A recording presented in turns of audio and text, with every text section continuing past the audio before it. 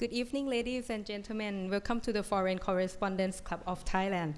My name is Anakaporn Laiviset-Kun. I'm the FCCT Fellow, and currently I am a journalist at Thairat Plus.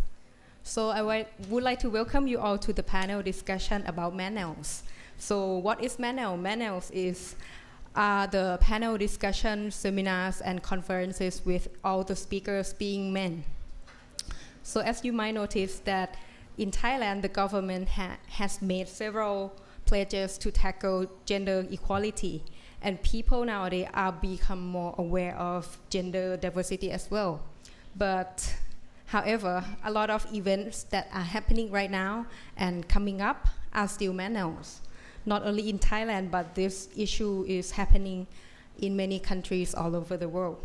So why do Manels still persist, and how can we curate diverse viewpoints? Today we will discuss about this topic with our four distinguished guests. So first we have Kun YingLao, Deputy Director of the Salween Institute, joining us via Zoom. Second one we have Kun Watsamon Tri-yasakda, video journalist and LGBTQIA+ rights advocates. Third, we have Dr. Jaray Singkhowinta, Dean of the Graduate School of Social Development and Management Strategy from National Institute of Development Administration. And last one, we have Kun Siriporn Rathi, Gender and Inclusive Development Advisor from USAID, Regional Development Mission for Asia. So I also would like to make clear that the speakers at the FCCT panel are not being paid for speaking at the club, just to make clear for the audience. So before we start the discussion, we would like to show you all a part of a documentary on Manels. So we got this one from Visual Rebellion, which is a collective for Myanmar journalists, photographers, filmmakers, and artists. So this documentary focuses on the Manels exhibition held in Bangkok last year. So I would like to show you all a part of it, maybe around 5 minutes, so you can get a better feel for today's discussion. Yeah.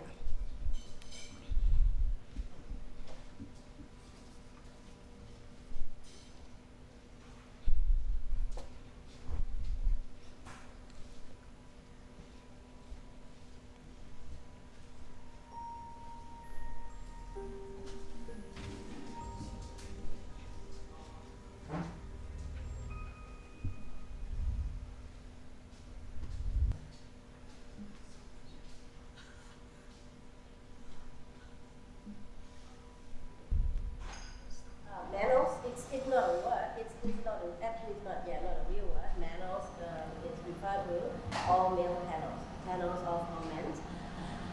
We started this in 2020 during the COVID particularly, because during the COVID we have this online meetings, Zoom meeting, discussion, webinar, all these things happen online. On top of that, we are also seeing a lot more Manels or all male panels.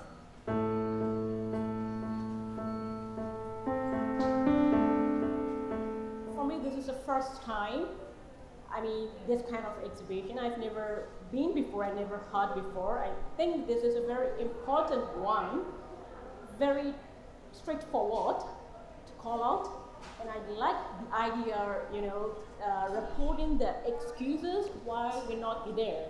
As a panel talk, if their picture is on the poster, they feel insulted.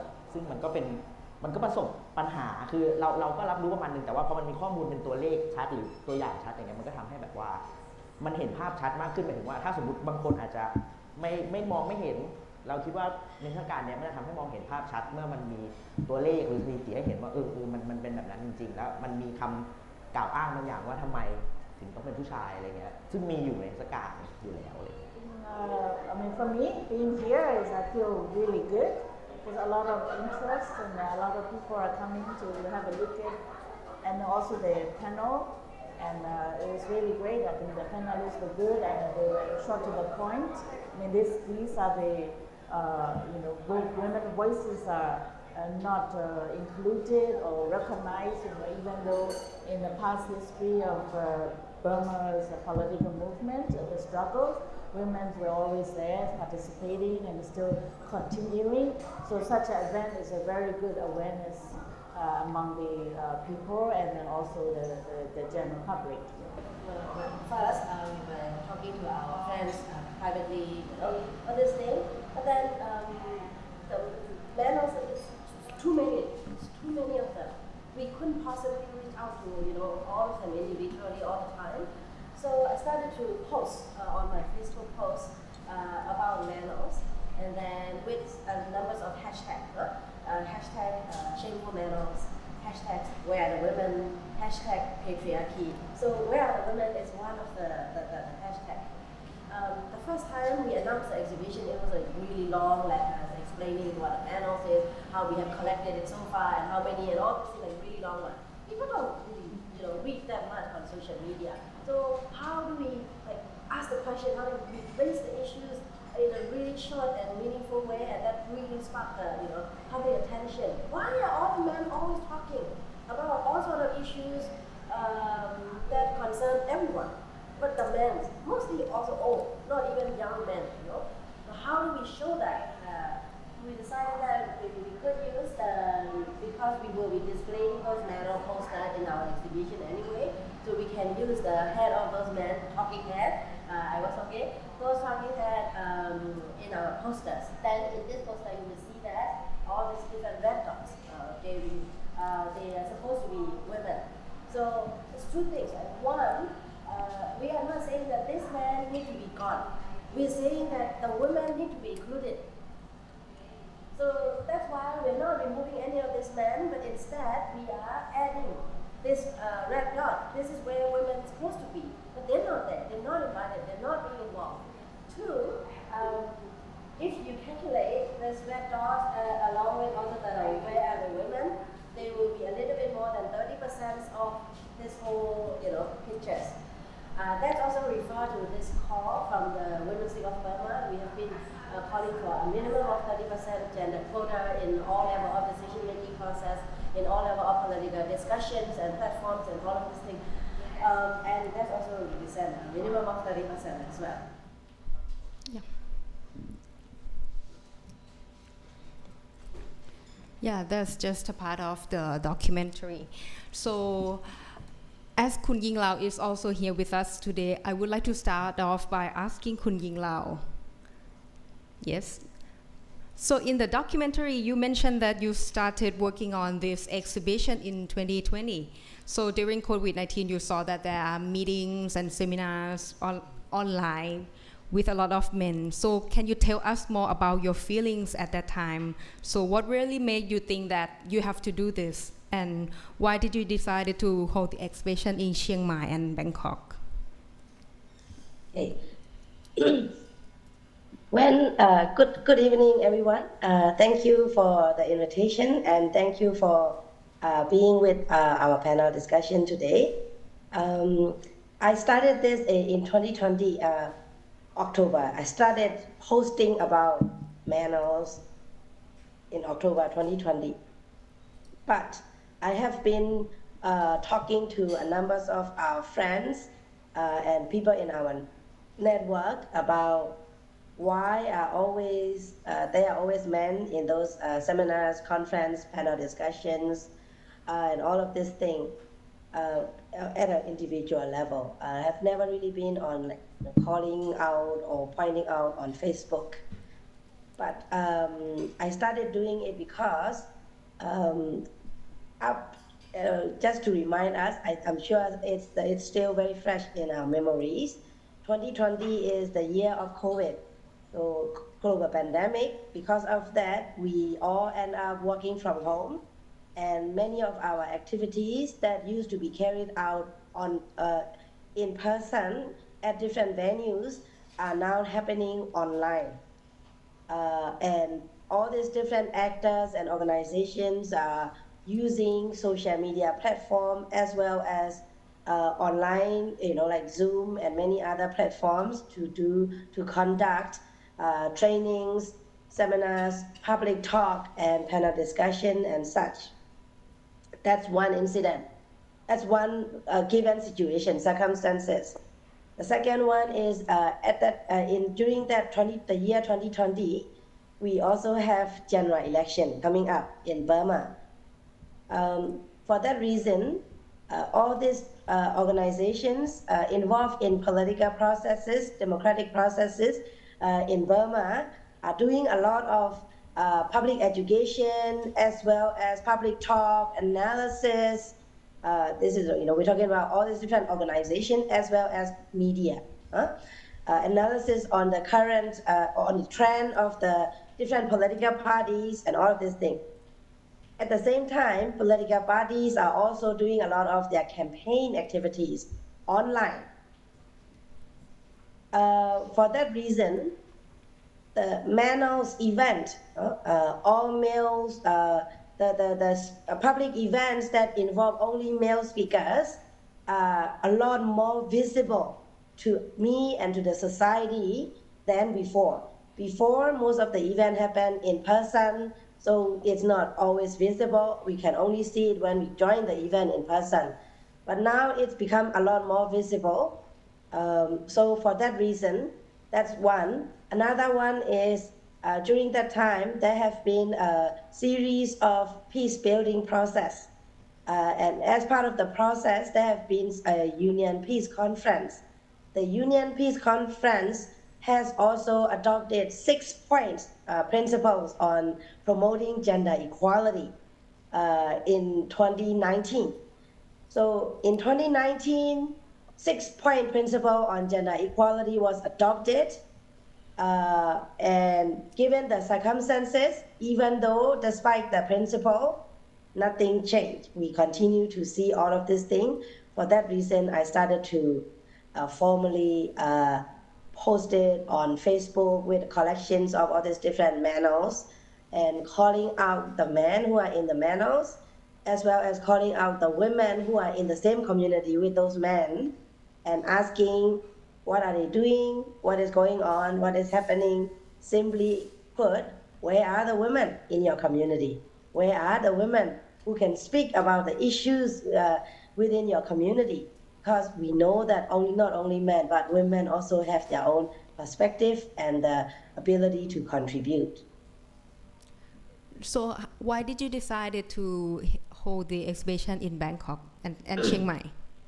Yes, the exhibition in Chiang Mai and in Bangkok, I would say let's talk about exhibition in Chiang Mai first. So I have been doing that for the whole years of October 2020. And then in 2021, we had a military coup, and all this, the whole country came out on the street to protest against the military coup, as well as the military dictators, and demand for democracy, demand for federalism. And not only that, there have also been a demand for something called intersectional revolution.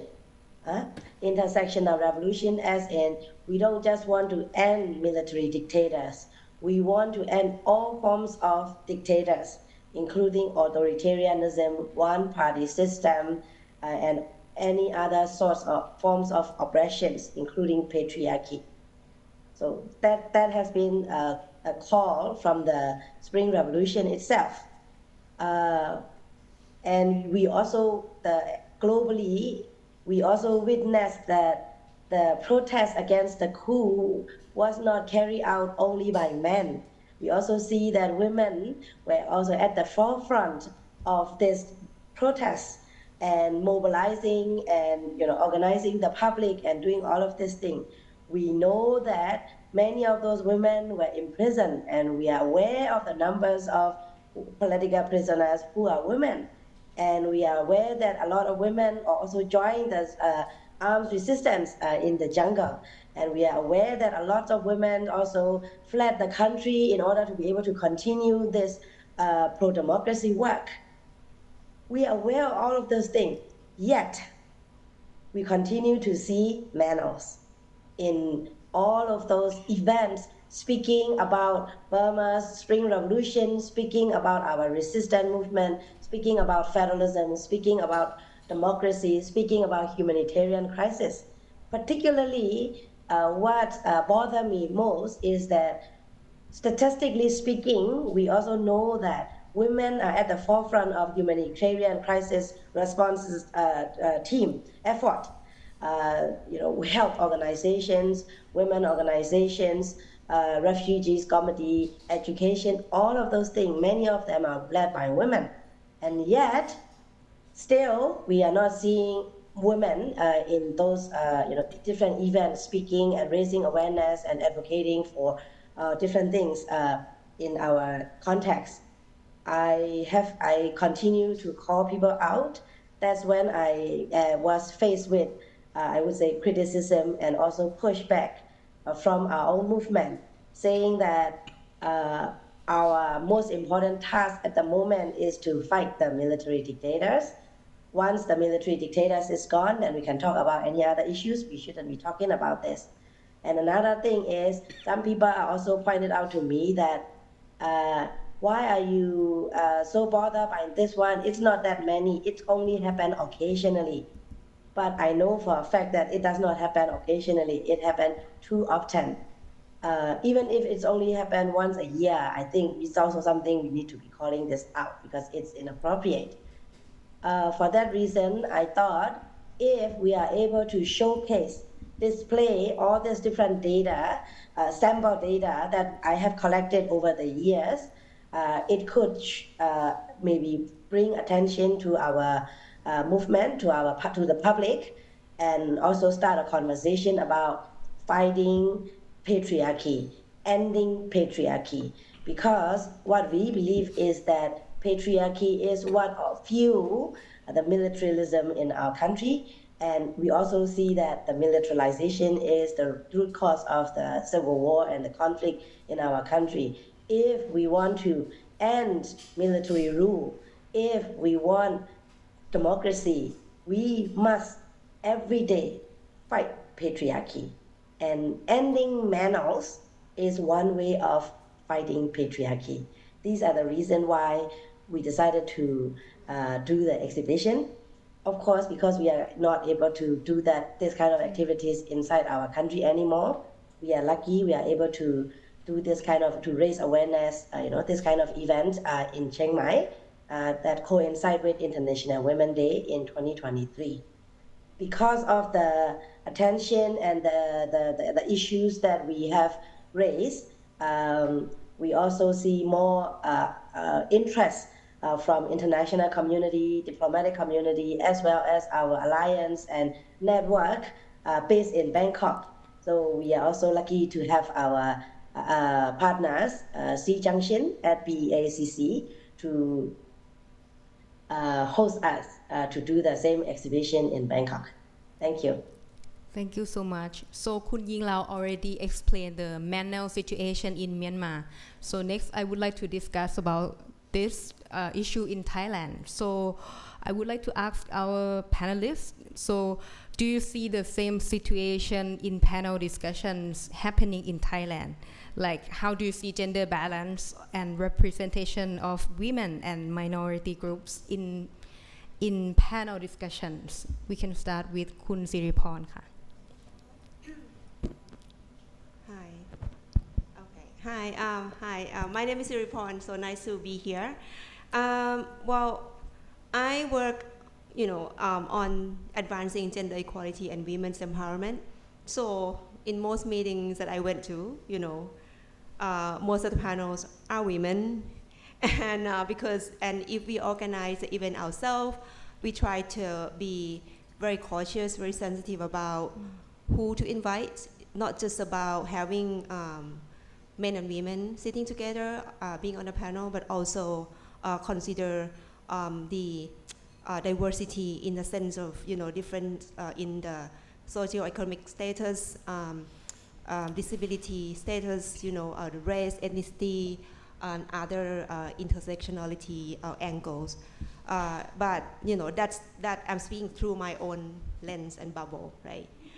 But I observe that in different sectors. For example, in Thai politics, sometimes I just couldn't stand watching TV, political news for a long time because I only see men with only one type of men that you see speaking about policy and laws, and the way they speak about the issues is just, it lacks diversity, it lacks inclusiveness, right? So I would say in some sectors you see still sort of not necessarily a panel like this, but more on any gathering, any policy making, it's still very much male dominated. You start to see some changes, of course, when you go to different events that organized by, I would say, younger generation. You see more diverse conversations out there, and you see people are more careful to make sure that all the voices are heard. So I would say there are nuances, and society is changing very quickly, but still, we are not there. I think I love, as a person working on gender equality, I would love to see more people become more aware of the situation, and if you could choose not to participate in only Manels, or the intentional Manels, then you could be able to say no, and the organizer should be aware of that. How about อาจารย์ Jaray ค่ะ My own experience is pretty much similar to Kun Siriporn, as I've been training in gender study, and also I've been working on gender issues for more than 13 years. Most panels, or most discussion panels that I attended to, more or less have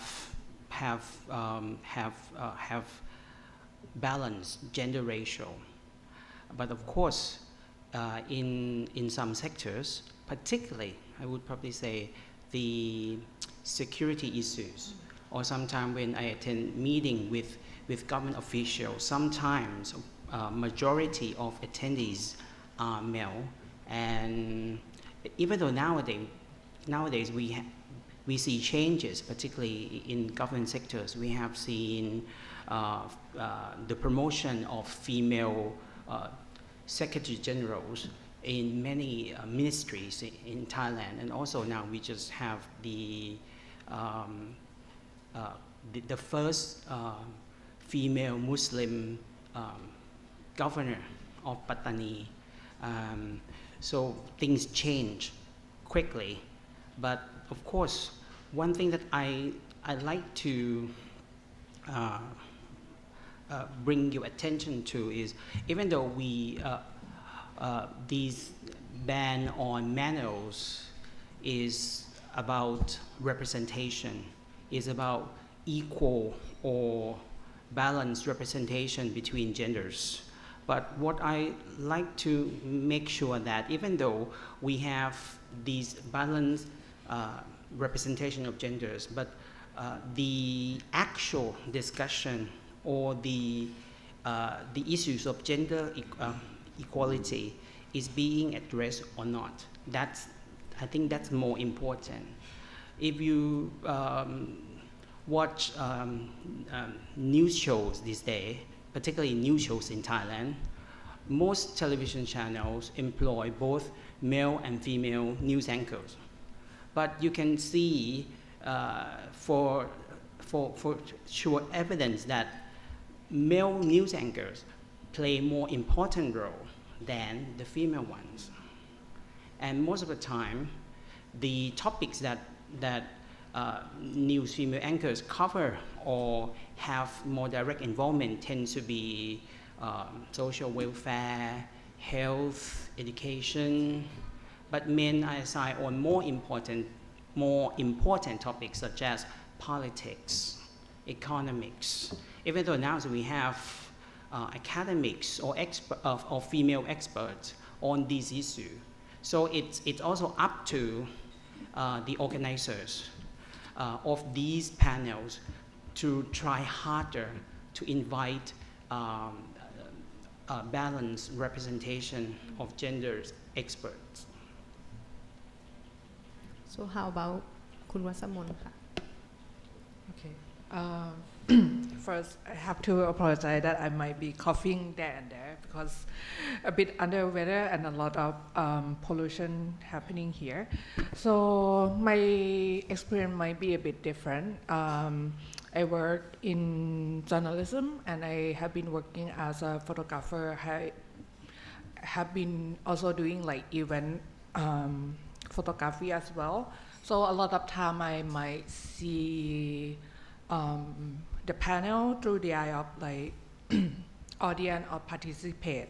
And I have been to, you know, a lot of politics, a lot of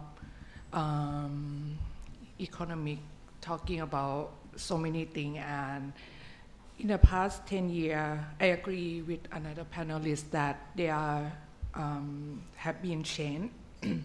There are change in Thai society, but sadly, it's not quickly enough. It's still not enough. A lot of panels such as mentioned, politics or even like the IT sector. You know, if you look up, let's say, discussion about AI, it would be all male. You know, or even like in my field as a photographer, if you look up photography event, a lot of time, even though there are a lot of women photographer or influencer, they say, most of the time the event only have male on the poster. You see like, and even the brand ambassador of the camera, they also, I think lately I saw like there's one in Japan, I forgot the brand, but it's all like, let's say like 30 or 50 male photographer, even though there are a lot of women and LGBTQ working, but somehow they cannot find a person to represent their brand. It has been called out, but for the sector that are still male dominated, it's still quite hard. And I didn't have like example today, but if you look up Manel _th on Twitter or X, there are people like also tracking the Manel session that's happening in Thailand as well. And quite shockingly that recently that we just have the International Women's Day on March the 8th. There are a few of like Manel happening on that day. So for me, I feel like I wish I could see that we have change, but it seems like in general it's not.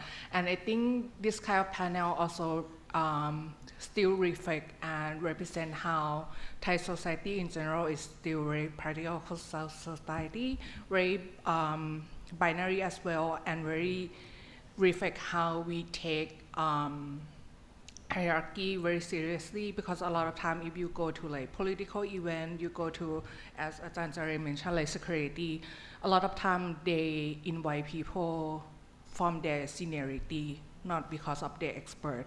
Even though the person who know the narrative base are the researcher, but they have to invite the top rank because it would be look good for the event. Maybe they would get the more funding out of it. So I think this kind of still reflecting how Thai society really is. Yeah. So, in your opinion, what are the reasons behind the absence of gender and sexual diversity in the panels? คุณวัสมนนะคะ Okay. I think it can be many reasons, and I think it's hard to generalize things because we tackle quite a big issue. But I think I can divide it into like big three things. Like one of the things is kind of like, as I mentioned, it reflects on how Thai society, like maybe the value or the belief, you know, is still very patriarchal. A lot of time it still depend on the hierarchy rather than gender. And another reason is like have like institution, because of a lot of time you want a big name or people with rank on your event, even though they could not be not relevant, but because it's good to have them there, you know. And another thing is could be personal reason as well, because sorry, because sometimes I know that it's take time, it's take more energy for you to make to meet with the gender quota, and because sometimes if the team who organize the event are also full of male, they are most likely that they might not know or not have a network of the expert who are women who are from the LGBT community or from the marginalized. So a lot of time they tend to invite people who they already know. So that's why it still have like repeat the panelists, or they only select maybe the first page of the name that they came up. So that's why it's still not inclusive and it still not have the diversity that we look for. Yeah. Ajahn Jaray, what are your thoughts? I think it might come to cultural aspect that more or less give greater opportunity to male experts. For example, women at certain age might be more preoccupied with their family obligation, for example, raising kids or taking care of people in their families. And even at university level, I just recollected some manual experiences. For 10 years, I worked at grad school of language and communication. That was my previous affiliation. A lot of times we invited speakers, or actually a lot of time we invited manel or all male panelists. It's not that we did not try to reach out to female experts, but oftentimes we got decline from those experts that they could not manage or they could not juggle between their home duty and their work issue, particularly when we ask them to travel from abroad to Thailand or even from upcountry university to Bangkok. That might be an issue in the past. But of course now, since this topic has become much more aware, particularly at the university, and of course we have been reminded by government agency that we need to make sure of this gender balance issue because we are public funded institution.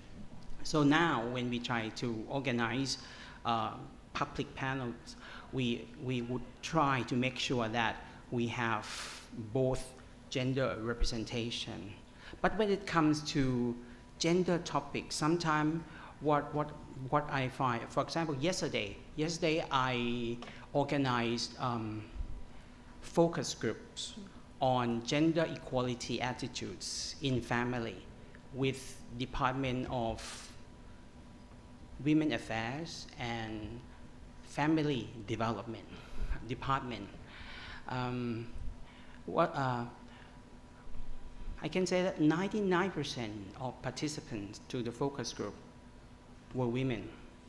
There was only one male participant, and he attended our focus group by accident because he actually accompanied his niece to our focus group, so that we were lucky to have one female participant, and that gave us one thing that we often thought that, oh, we live in patriarchal society, so everything is male-dominated. But when it comes to gender issue, when we reach out to community leaders, until yesterday we have representatives from Lat Krabang, Klong Samwa, which is in the eastern zone of Bangkok. Majority of these community leaders are women. So what we got in this focus group tend to be issues concerning women the most. But when it comes to this topic, how to make sure that Thai families, Thai family members understand the issues of gender equality at home, we don't often get enough respondents from men. And we have to understand that yes, although yes, when it comes to topics such as gender-based violence, for example, women tend to be victims of these violence more than men. But that doesn't mean that men are not victims of gender-based violence as well. That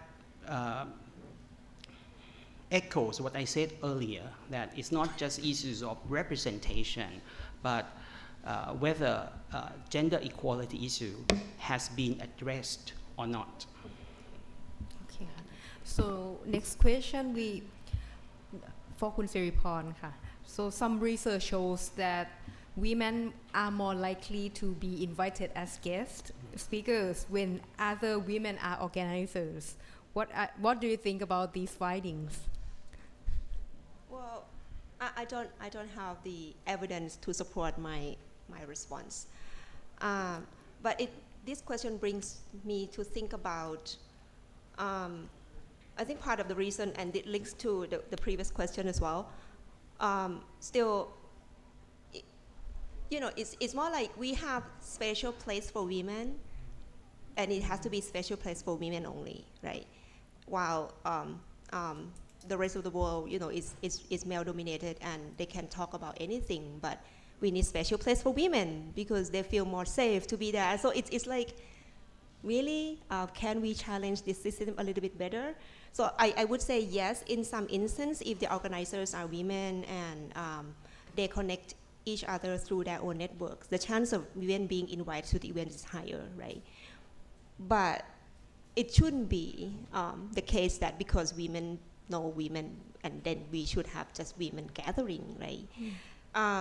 So I was also thinking about Dr. Jaray's response about we see more women as community leaders. Where are they at the national politics? If there are community leaders, there are family leaders. What happened to them? Why don't we see more of women ministers, finance minister, not women's empowerment ministers? It's more like, it's like we have this special lane for women, and as long as you run in this lane, you are fine. I don't feel comfortable with this. And, but again, I was thinking, I guess it comes back to the question about pipeline, right? So maybe the reason why we don't see a lot of women panelists because there's not enough. People would perceive that there's not enough pipeline of women qualified experts to speak up. But is that true? We don't know, right? We don't have evidence to support that in maybe in some sectors. I think they're more expert than but again, going back to your point about challenging the hierarchy, right? If you only invite the top leadership of the organization, of course you will get men, you will get all men, right? But if you look for experts, not necessarily the position or the ranking, then you'll be surprised yourself. You get to see more women experts. So my response is like, I don't know. It could be that maybe that particular even people feel more safe to be there, or maybe not. It shouldn't be the case. To me, it shouldn't be the case. It should be like, we should really seek out for more experts, diversify list of experts, and invite more women because you know that they are bearing the child, the care responsibility. They may not be able to be there. So you have more women experts, lining up. Yeah. So I also would like to ask this question to Kun YingLao. So Kun YingLao, do you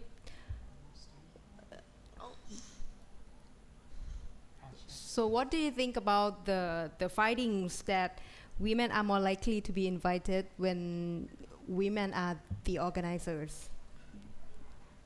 I think I also don't have the evidence to support it, but based on my experience, that has always been the case.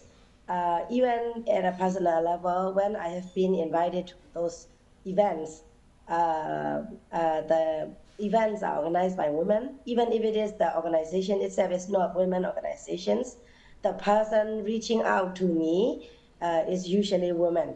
And even when a person reaching out to me is a man, when I try to find out where do you get the idea from, or why did you invite me, or why do you think that I will be the right person, this kind of question, the response is usually because a woman that they know recommended me, right? And that's from my personal point of view. At the same time, for event that I organize, one, I think it's not just any woman. It has to be a woman who is aware of gender dynamic, a woman who is committed to gender equality. Then you will definitely see more women, those women, to invite more women in the event. If it is just simply women who have who are internalized patriarchy, then you probably also may not necessarily see. It's not just simple as being a woman will invite all other women. It has to be women who are aware of this kind of situations and are committed to promoting gender equality. Then you will definitely see those. Because for me personally, I am aware of those, and I myself is calling out for inclusive panel discussions. For that reason, when I organize event, I also make sure that we have both male and female in our mix. Nowadays, we also have these issues of non-binary, binary situations. I'm still very new to the non-binary, binary situation. Sex, gender identity, and sexual orientations. These are all, seem like maybe straightforward to many, but when in terms of policy implementation, still highly complex and very difficult to make sure that we are able to accommodate or address the all level of inclusion. To shorten to summarize what I just said, yes, I agree that when women organize events, they tend to invite women. I would not say more women. They try to invite women. The reason is because they probably also know women who are expert in all these different fields more than men. But one thing that I wanted to also add, based on the discussion point from the previous speakers, we also come across this situation a lot in our context as well. When organization organize event, even though they try to be inclusive by inviting women, but the women cannot manage their schedule, or they couldn't manage to find a childcare, or for whatever reason, the women back out last minute or cancel last minute, or just simply say no, since in the first place, the organization couldn't find the second person, the third person. That's happened. We can understand that. But also, I like to point out that we have never seen an event that organized started out with some men and then all the men kind of cancel out or they couldn't make it, and we end up with all women panels. We've never seen that before, or at least I have never seen that before. We started out with 2 men and 2 women, or and somehow the man couldn't manage childcare, the men couldn't manage their affair, and they canceled and ended up with all women panels. We've never seen that. So then the question is why? The question why is what I have seen in the Manels events that I have collected so far is they always usually only invite 1 woman, not 2, not 3. If it is 5 speakers, then at least 2 women should be there. If it is 2 speakers, at least 2 should be there. If it is 5 speakers, maybe 3. No, always just 1. And when that 1 person couldn't come, when that 1 woman couldn't make for whatever reason, they end up with Manels. Our recommendation to them is maybe try inviting more than 1 woman to your event. Then, of course, then we go back to that whole situation of it's already very difficult enough for us to find just 1 who has the expertise in this subject, in this field. Therefore, we can't possibly find another one. Maybe to some extent it's fair enough. For that reason, in Burma, we have also collected data on women with expertise on different subject matters. For example, women with the expertise on economics, with an expertise on land and environment, with an expertise on political situation, politics, on security, and on social issues, and many other issues.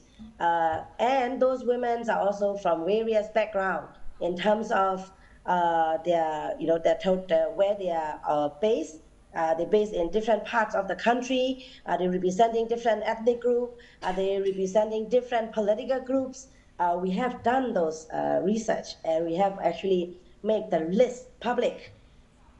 Now, of course, because we are dealing with patriarchy society, in order to jumpstart the end of patriarchy, we have to provide those lists.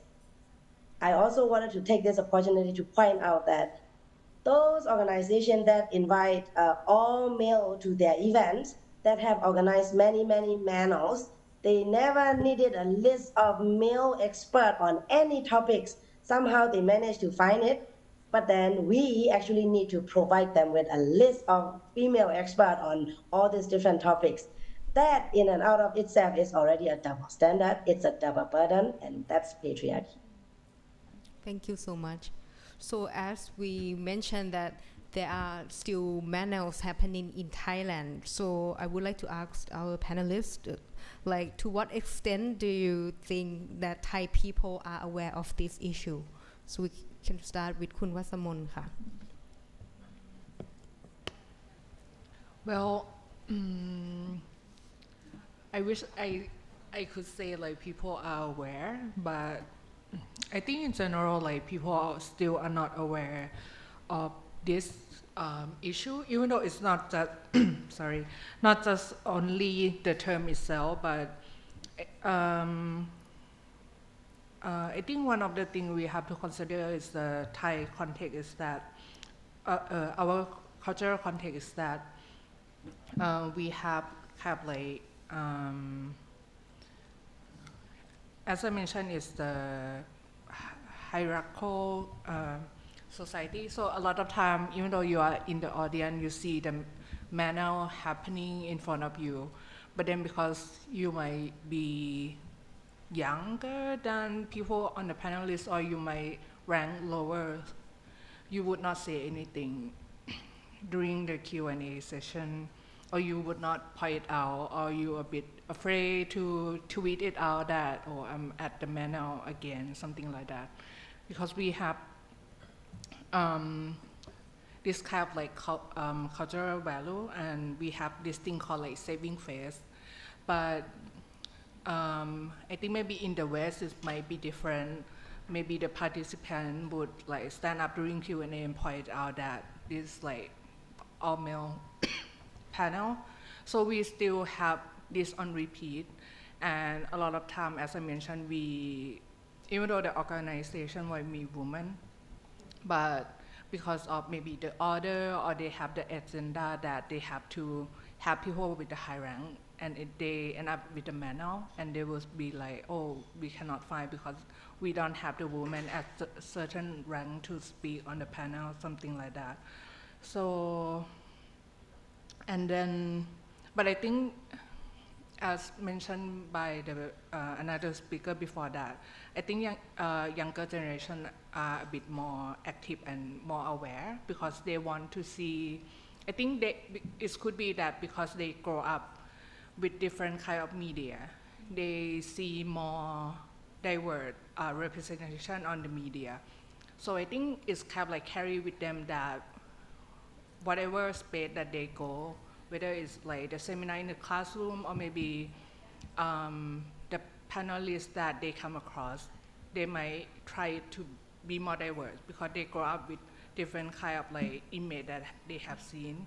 Because I think even for me in my generation, I think sometimes it's sad to say that I get familiar with seeing manel.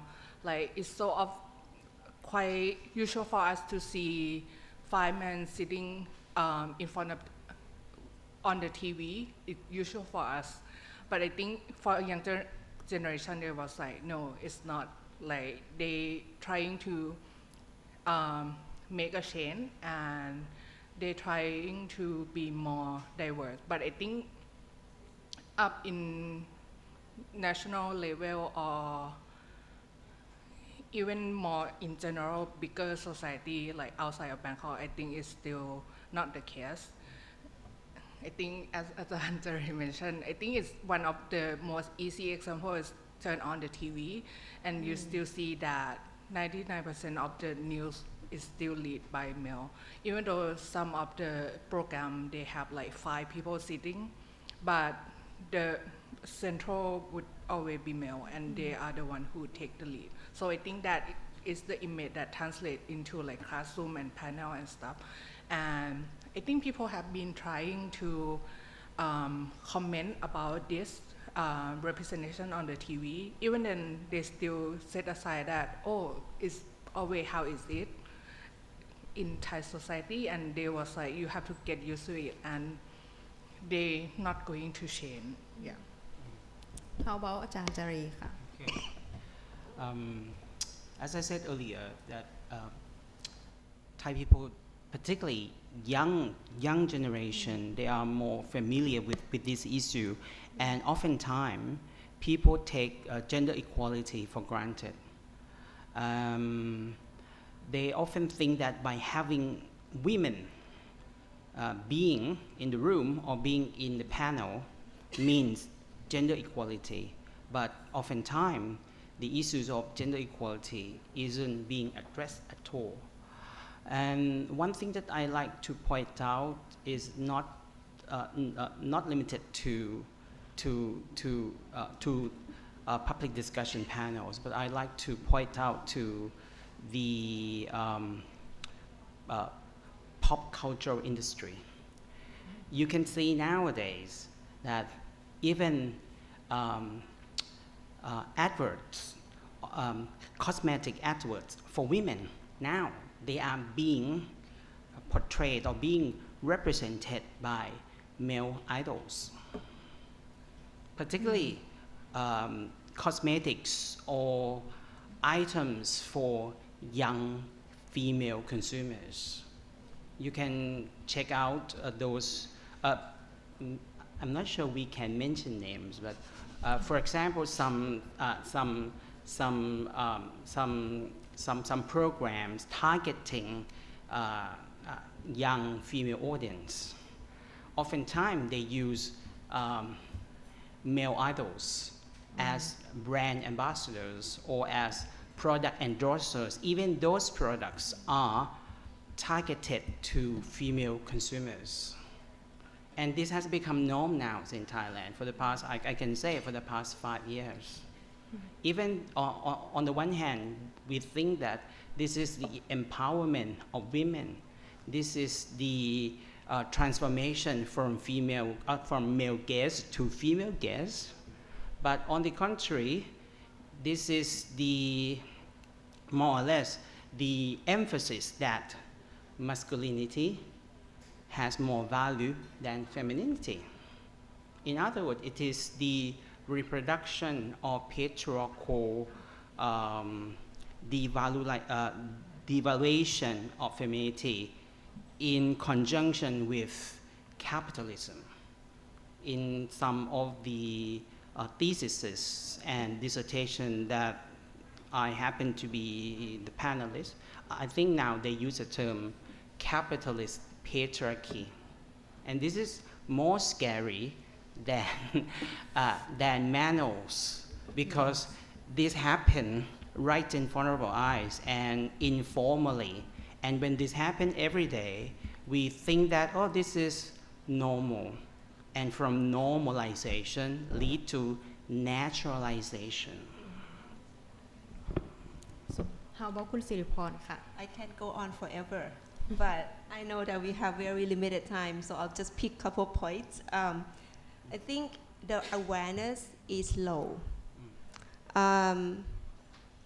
As low as we are not aware of our own unconscious bias that we all have.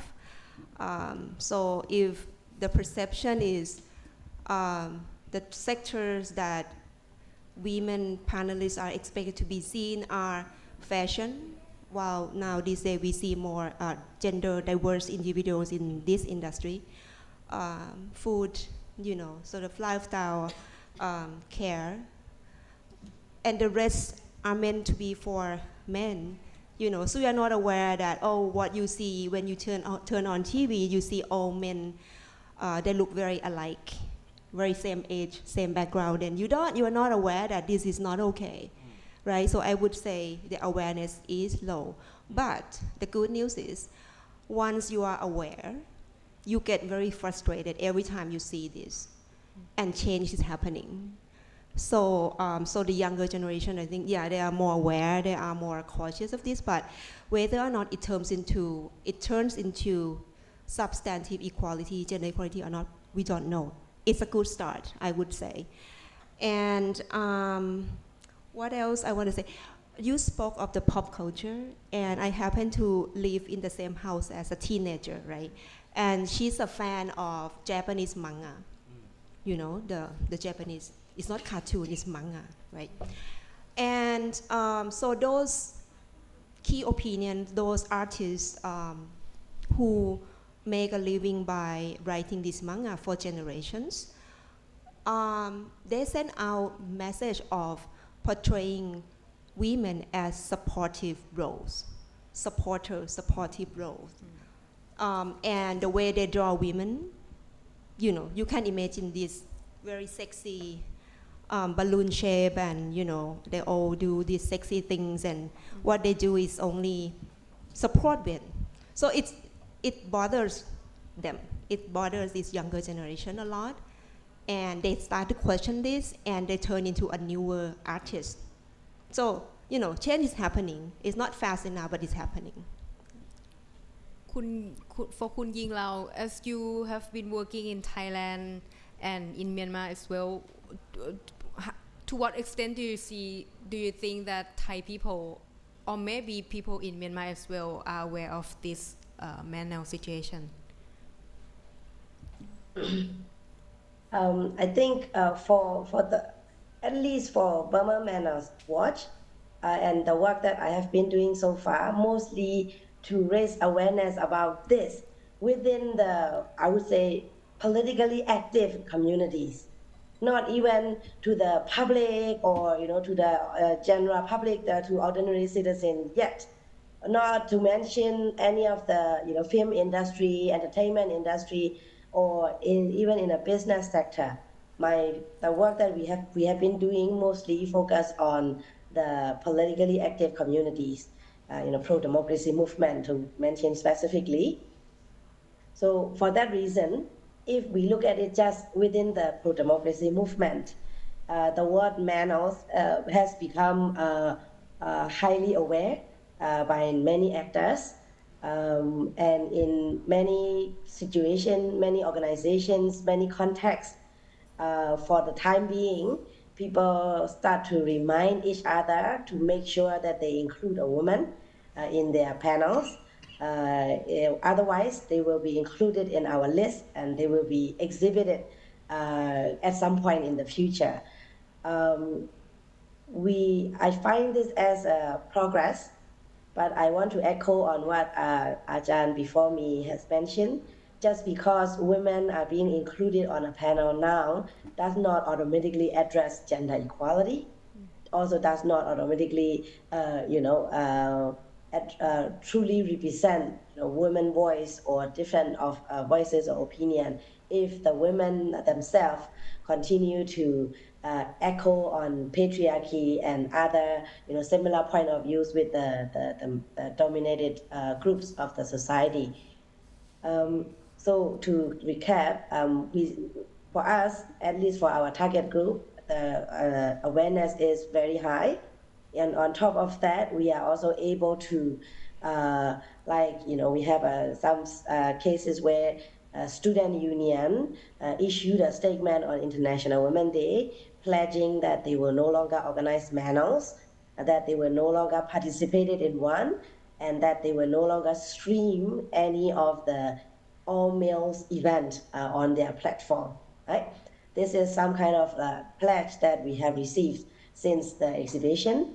In addition to that, I have also seen increasing numbers of donors, funders, including like no Manels clause in their grant contract, meaning any organizations receiving funding from these donors, they are not allowed to spend this money to pay for all males event.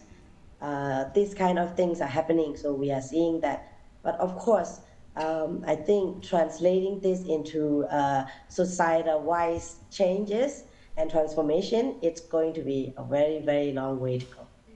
Thank you so much. So one last question before we go to Q&A session. So have you seen any good examples of panel diversity in Thailand? So we can start with Kun Siriporn.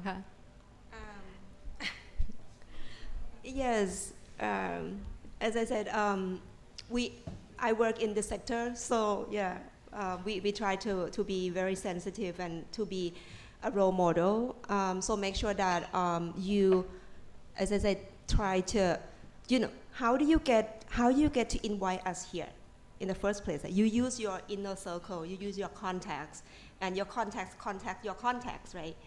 So I would say like there are incidents where organizer try really hard, like be intentional about reaching out to more diverse groups of experts, not necessarily women, but more like or other genders and other intersectionality identities as well, and try to make sure that the questions are asked in a way that they are able to be themselves and answer.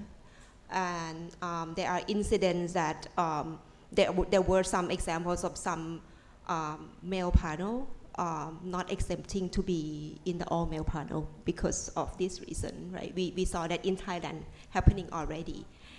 And organizers become more aware of making sure that having women sitting on a panel it's not tokenistic, right? Because you have one woman sitting there, it's checked, all good. They are aware of that as well, and I saw a good example of that. And so I saw some audience challenging, the Manels and asking, why are you doing this? So it's happening in Thailand. So we see that, but again, it's still in my bubble. I love to see more outside of this sector, in the business sector, for example, in media sector.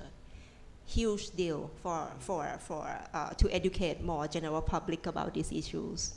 Yeah, so I would say yes, it's happening. It's not fast enough, but it's happening. But still, there are still some old sectors that we only. I'm hopeless to see changes in the future as well. Thank you, Ajahn Jaray. Are there any good examples in Thailand? for the past 2 years, I've been working with Ministry of Human Security, Social Development and Human Security. So all of the panelists that we organize have both gender representations. But as I said earlier, it's not just because women there, but what we try to make sure that the issues are being addressed or being echoed in those panels include diversified issues. As most of the time when we try to come up, particularly at the research project that we are doing right now, sometimes we have to question ourselves whether the issues that women participation, women panelists echo, or the focus group attendees voice represent different voices across the board, not just middle-class women or women who live in the city, but we try to reach out to those in the countryside. So another issue that I like to leave is that it's not just the women representation, but the issue should be more inclusive to address problems or concerns or what women and also gender and sexual diversity group want to be addressed. How about คุณวัสมนค่ะ Let me jump back to the previous question because from listening to all the speaker, one thing that I make note is that one of the things that I feel like Thai people are not so aware of the manel, because manel is considered as a gender issue, and in Thailand, even though among young considered more progressive, they still see gender as how you say more inferior to another issue, because in the past few years, if you follow Thai politics, they are very active. There are a lot of many things, many issues that have been, I would say, break through the glass ceiling that never seen before, but gender is still not there, because a lot of people in the movement, especially those who are in the lead position of pro-democratic in Thailand, they are male. And what they would say is that let's put the gender issue behind, because let's move something on democratic first. We have another more superior or more significant as economic, or let's turn our society become democratic first. But then if women and LGBT and another minority are not equal, can we really call this a democratic society, right? So as we see nowadays, it's still the thing. So I think that's why Thai people are not really aware, and we should make gender-related issue more superior, because a lot of time it's not only, about about the, because I feel gender is under everything. A lot of time people was oh, but the world is burning, let's talk about environment issue first. But then they also the gender matter in that environment issue as well, that maybe when we talk about the environment, maybe because there are not enough women or queer panelists speaking, so maybe that's why the world is still burning, because we don't have the maybe correct people to really work, or maybe we don't have those person in the policy making to make the policy that really matter. Okay, come back to this question. I like to start with one bad example first. So even though I don't want to name the name, and even though this is not the panel, but it was the art exhibition for the queer in Southeast Asia or in Asia, I forgot. It's happened many years, many years ago. I was there to support my friend who is the Burmese queer woman artist. I'm so very happy that she was selected. We were walking around. There was like 3, 4 of exhibition or 4, I forgot. And then throughout exhibition, one thing I noticed is that most of the work that exhibit in that exhibition are by cis gay men artists. And I was like, this is the regional.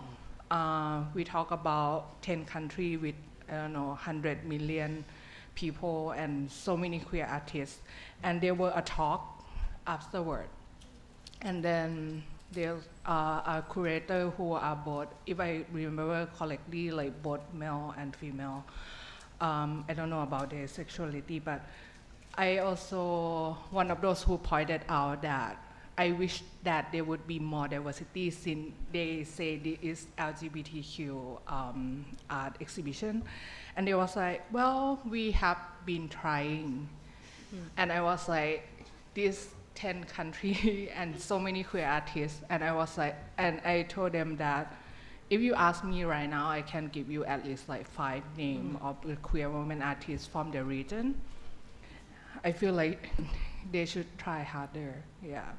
And that happened many years ago. And the good example is referring to International Women's Day again. I think it's organized by UNDP Thailand. Unfortunately, I was away, so I couldn't attend, but from what I saw from the poster and from the photo is that I think that panel is quite interesting. I think it's one of, maybe not the first time, but I think it's quite rare that when we talk about International Women's Day, even in Thailand, that they would include a trans woman. So I think for this one, I saw that on the panel list, there is a trans woman. There is a woman who works as a bus driver. There is a woman who works as a deputy Bangkok governor, and they are a woman reporter. So I think this is one of, maybe not the best example, but I think one of the good example that finally on International Women's Day in Thailand, they include transgender women, and they expand the inclusive to, I think as Jaray mentioned, that to be more diverse in the background of the people. Not only that they see, oh, we have like women on the panel, but they try to be more diverse. So the conversation would be more inclusive, not only, maybe focus on middle class or only in the city. Yeah. Thank you so much. So how about Kun YingLao? Do you have any good examples that you would like to share?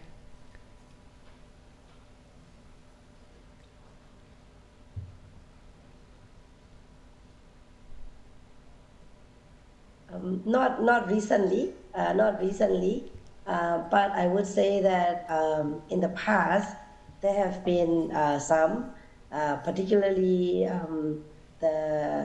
it's called it's a talk show hosted by the Institute for Peace and Policy and Strategy, ISP Myanmar. They have hosted events called a talk show called Yominji. In that talk show, we always see that there is a diverse, not just in terms of gender, but also in terms of ethnic representation, as well as age, groups. We see this kind of things. So the point is, if we care enough about inclusiveness, if we are truly committed about it, we always have to spend enough time to do that. On this note, I also like to point out sometimes people would reach out to me and ask the quick win, easy win. What would be some of the easy win that people and organizations can do to promote gender equality? When they ask me that question, my usual response is, there's no such thing. pursuing inclusive society is a constant work. You have to be constantly be working on this all the time and always be conscious about it. It's not about checklists. You can't just simply check, and done, mission accomplished. You have to be thinking about it since the beginning, not let's organize a panel discussions, 1, 2, 3, and then last minute you remember, oh, we have to be inclusive, and then try to be inclusive. You will not end up with an inclusive panels. Inclusion should also be mainstream, should always be in the in every different steps of the work that we do. Otherwise, we won't achieve that. Thank you so much. So next is the Q&A question session. So the mic is at the back. So please state your name and the question and who you would like to direct the question to. Oh, in the back. Yeah. มีสองท่านค่ะ Hi, good evening. My name is Deepak Hongsawat from The Nation. Just a quick question for YingLao. Found it interesting you mentioned intersectionality as part of a larger movement in Myanmar. I just wanted to know how you found communicating a need for intersectionality to other parts of the movement who might prioritize different sections differently. Usually, the way we see things is, I think it's very similar to what the last speaker has spoken about the urgency of different issues. How some issues are more urgent and need to be addressed as a first priority, and some are day two agenda, not a day one agenda. This is also not unique to Thailand. We also face this kind of thinking, this way of thinking a lot in our, in Burma pro-democracy movement as well. The way we try to explain this to people, to the public, as well as to our community is the system that we are trying to fix, the injustice that we are trying to address is very big, so powerful, so vast, so extensive, so much deep-rooted that we can't afford to not utilize every single resources that we have. So if we fail to utilize half of the population, the skill set, the creativities, the contributions, the expertise that half of the population has to fight this injustice, we're not only fools, we are also very irresponsible, and we will never win. That's what we do. Of course, these are all highly philosophical. It's extremely difficult to truly translate this into policy and practical actions. But one thing is very clear for us. We cannot afford to not utilize all the human resources that we have in our network, in our rank, in our community to fight for justice in our country. And I also want to point out that anyone fail to do that also can be considered as an obstacle to any progress that we are trying to make.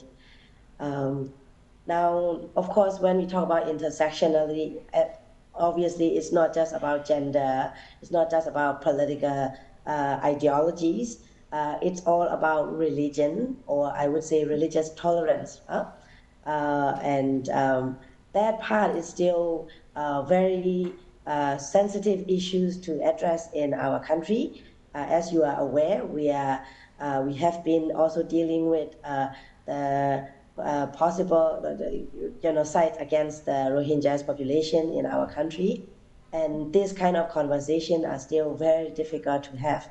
And we're also trying to always, be mindful of it, incorporate that in our ways of thinking. I also like to echo on what some of the speakers also already mentioned in Thailand, how when the young people are organizing things, they are a lot more progressive. They are a lot more aware of the different forms of oppressions, and they are also actively, addressing those.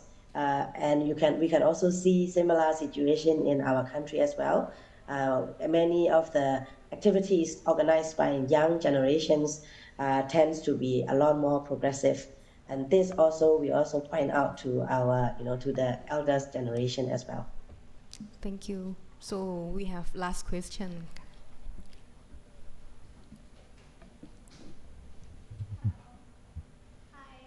My name is Maureen. Hi, YingLao. Nice to see you again. I am from Myanmar, so I'm friends with YingLao on Facebook, and she has been tagging me on this manner issue like a few years back. So it's really great to see the exhibitions and like you bringing it over to Thailand. It's really great to see that. My question is to all the panelists. Hello, can you stand? Have you ever encountered situations where women are offered to be a panelist but turned down, not because of the family issues, but because they are not confident, because public speaking is not for everybody. So even if they are a subject matter in something, they might not, willing to step up and like not willing to take the risk. So like what other occasions that what has been your general experience with that so far? And also to the women panelists here, what has been your first experience to be a panelist? What went through your mind? And what are the reasons that you decided to be a panelist? Thank you. Thank you. We can start with Kun YingLao ka. I think just simply to say hi to me. I don't think that the question was directed for me. It's for our Thai fans. Okay. And then Kun Siriporn ka. Once I in my previous life, we organized an event that we invited entrepreneurs, women entrepreneurs, to share the experience about their business, right? And there was a woman who ran fishing, seafood processing business from scratch, and she was very successful. And we wanted to showcase how she got from where she came from to where she was right there. And she said no, like every time we reach out, she said no,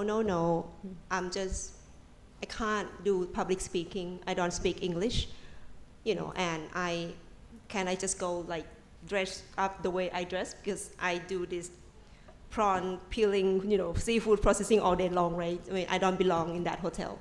Yeah, but I mean, there was a lot of negotiation. Like we try to understand the reason, not to put her on the spot. If she eventually said no, I'm not gonna do it, then it's okay. Right? But in the end, she decided to come up. We had lots of questions prepared, rehearsal. Let her speak in her own language. There is whatever she wants, and instead of doing a panel, we do conversation. I think I don't know if, from your observation, I think people do better. I mean, women, I do better when I converse with other people, right? And panel, having this big desk in front of me, it feels very remote, very distant from people. But when we turn it into more conversational style, with very easy, not easy, like very digestible questions for her, it was very successful, and people learn a lot from her experience, right? So I think it's up to how you design, right? Be intentional in how you design the process to be inclusive. And then after that, she accepted to be speaking at that different events later on. I felt like it was a great success. Yeah. Thank you. So next, Kun Watsamon ka. I think it's been mentioned before about like being safe space. So because I used to work for the online media in Thailand, and even though it's not the panel, but it's quite similar thing, because for me personally, I see like the panel like this or my work that are online as a platform to speak. So there was a case, there's like so many times that I got declined because people feel like they are not ready to be on the online platform because it's there, it's you can access all the time. You can see sometimes if you go on the live, it means you see the comment from the people. A lot of time it's anonymous, so sometimes people can get a lot meaner because you don't know who they are online. And those kind of space are not for everyone. So I think that's why for the online media, sometimes you get repeat faces who speak on certain topic, not because it's hard to read out, but maybe on certain topic it's not safe for everyone to speak in the spotlight. So I think it's very important whether you organize a panel or you create a content online that you provide a safe the safe space for them. But sometimes it's hard, especially if the work put out online that you cannot guarantee and you cannot really protect. So I think one of the things that we haven't touched on is that I think it's also important to empower the women, LGBTQ people from marginalized to speak up. I hear so often that people say that they got into journalism or they got into activism to help the voiceless. But personally, I really hate it. I feel like everyone have their own voice, but maybe they have to find their own platform or their own space to be able to speak up. Because certain space is not for everyone. Like for me personally, even though I work as a journalist, I also would not get on the online platform as well because I feel like it's not the place for me. I'm not built for that. Like I don't have the strength. I'm not empowered enough to be able to get all the critique online that sometimes I saw people that I interview have to go through. It's not for everyone. I have to respect people who brave enough or they have energy or something that be able to do that. I have to respect that. So I think empower is very important. I think we touch upon that. Women have been shaped by our society to be the supporter because sometimes they say you provide. There is the quote that I also hate that like behind the successful man is the woman. It seems nice, but then why not put the woman in the lead position instead? Why not build them to be able not only to be a good supporter but also to be a good leader? And I think it still reflects on our society value is that there's still a role for everyone. Like if you are a trans, you have to be look passing in order to have your platform. Otherwise, you have to be a comic, something like that. I think it's still repeat, even though things have been changing, but there are a lot of things to tackle. It's not only about the gender, it's also about stereotype or expectation that come with certain identity or certain profile of a person. So I think that is a thing that we have to tackle. So that's why sometimes I feel like I also not invited to certain spaces because I don't look feminine enough, even though I identify as a queer woman, but because I don't look femme, sometimes people get confused like, who are you, what are you? So I think that is the thing that become my barrier as well. But then also that's why I feel like at certain places it's also not a space for me to speak. But I feel like if we have more diversity on the panel, maybe we have more intersectional on the media or whatever people can see. Maybe not me, but people in the next generation, people in younger generation, we feel like, oh, if that person have the space, I can do it too. Because like for me, in my generation, sometimes it take a lot of inner within to build myself to be there.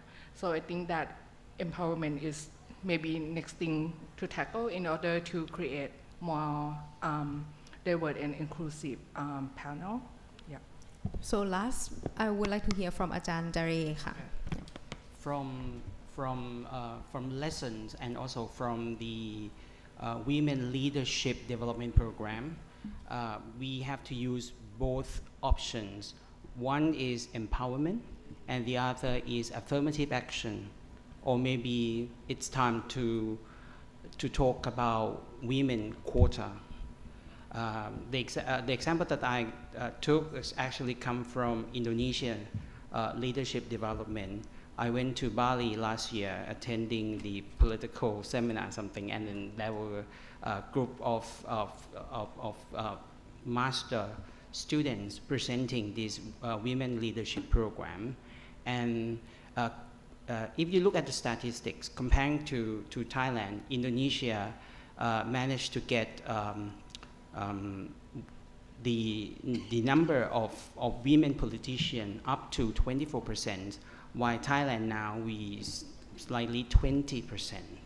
And the differences between Thailand women leadership program and Indonesia leadership program is in Thailand, we don't really feel comfortable talking about affirmative action or women quota. So maybe it's time to use both empowerment program, such as educational program, and also a community engagement with women. And the other one is quota. So that's all for me. Thank you so much.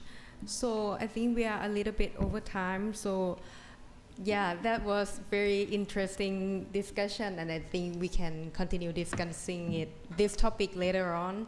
So on behalf of the FCCT, so I would like to thank all the distinguished 4 panelists. So please give them a round of applause. Thank you so much. Yeah. So coming up this week, the FCCT also have another event, which is pub trivia on Friday, 22nd March. And next Monday, 25th, we also have Myanmar's Chin facial tattoos and traditional tattoo culture exhibition at 6:30 p.m. So see you next week. Thank you.